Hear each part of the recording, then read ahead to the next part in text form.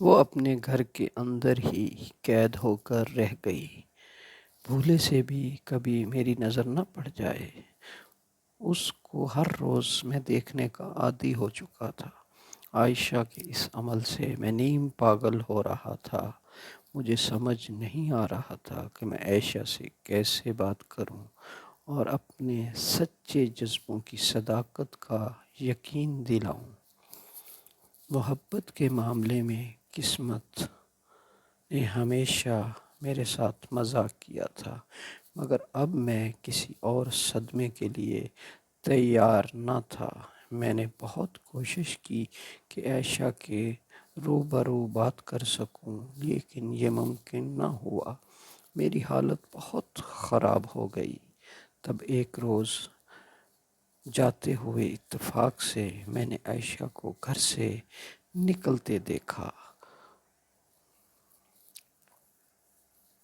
تو میں اپنے گھر سے باہر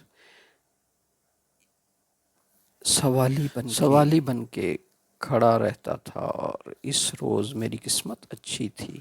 تبھی میں نے اچانک میری نظر اس جانب پڑی تو عائشہ پھر سر جھکا کے اپنے راستے کی آگے بڑھ گئی۔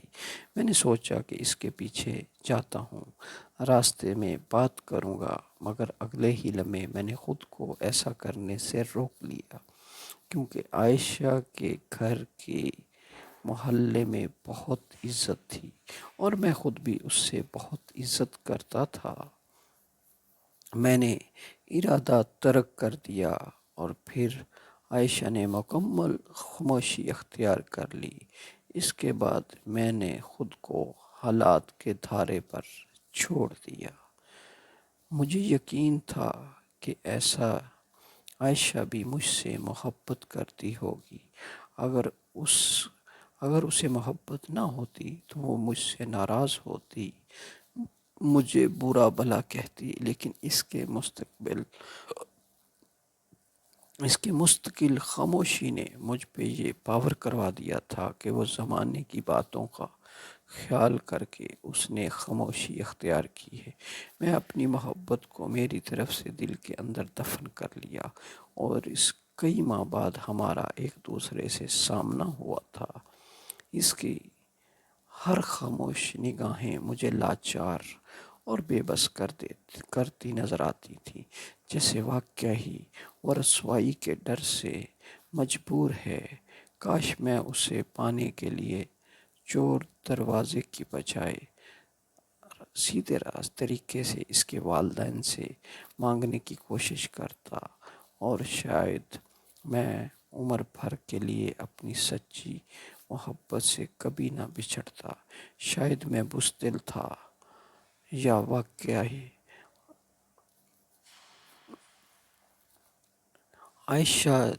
ایک دفعہ عائشہ نے جھانکنے کی وجہ سے خاموشی اور ترک خود کو اپنے گھر کے سماجی رسوائی سے بچایا تھا، اور اس کا احساس تو مجھے اس کے جانے کے بعد ہوا کہ میں نے خود کو اس کے قابل بنانے کے لیے پرائیویٹ تعلیم حاصل کرنا شروع کر دی۔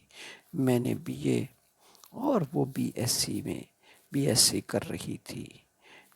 میرے اس طریقے کے باوجود اس نے اسٹڈی میں اپنے نوٹس لے کر میری ہیلپ کی، ورنہ انگلش کے سبجیکٹ میں میں فیل ہو جاتا۔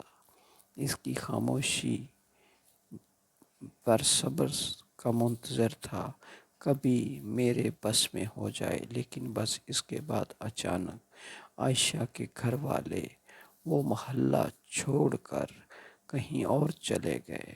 سب کچھ اتنا جلدی ہوا، نہ اس کے بارے میں کچھ جان سکا۔ اگر وہ ایک بار بھی میری محبت کا اعتراف کر لیتی تو اس کی پانے کی ہر ممکن کوشش کرتا، لیکن حقیقت یہ ہے کہ محبت میرے نصیب میں نہیں تھی۔ آمنہ اور سمنا کی پسندیدگی لڑپن کا پیار تھا۔ عائشہ سے بچھڑنے کے بعد مجھے یقین ہو گیا کہ مجھے کسی سے محبت نہیں کرنی۔ گھر والوں نے میری شادی بڑی پھپھو آمنہ کی چھوٹی بہن جو کہ نمرہ سے بھی چھوٹی تھی اس سے کر دی۔ چپ چاپ اسے قسمت کا لکھا سمجھ کر قبول کر لیا۔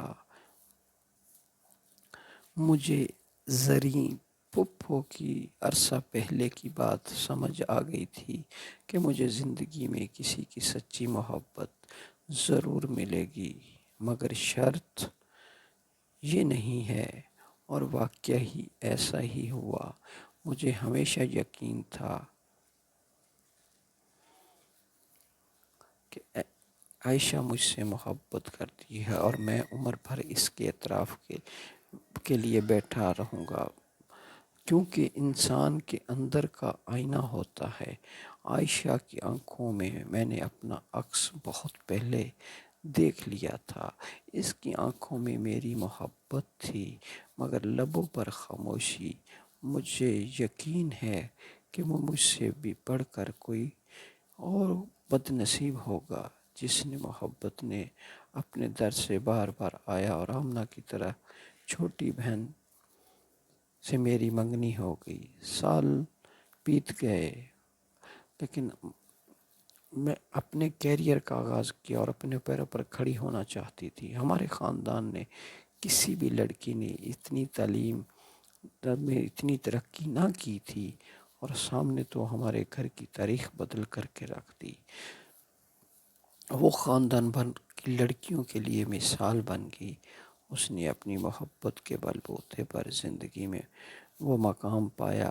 میرے لیے اس کے ساتھ بس ایک ہی سمجھوتا تھا، اور ہمارے خاندان نے ہمیشہ ان پر فخر کیا۔ جب شادی کے لیے پوچھا گیا تو اس نے مجھ سے شادی کرنے کے لیے انکار کر دیا۔ ایک ہی گھر والا نے باری باری مجھے ریجیکٹ کیا، جس کا مجھے بہت دکھ ہے، مگر عائشہ کی محبت اور جدائی کے دکھ نے مجھے روک لگا دیا، اور میں رات بھر قسمت کا لکھا سمجھ کر پھر میری شادی ایک اور دوسری پھپھو کی بیٹی سے، رحیمہ سے ہوئی۔ رحیم کو میں نے ہر طرح خوشی دی جس کی وہ حقدار تھی، لیکن عائشہ کی محبت اور خوشی میرے دل پر داغ لگایا جو آج تک میں سینے میں درد دباتے ہو درد ہے، میری زندگی کے ساتھ بجھ کر راکھ ہو جائے گا۔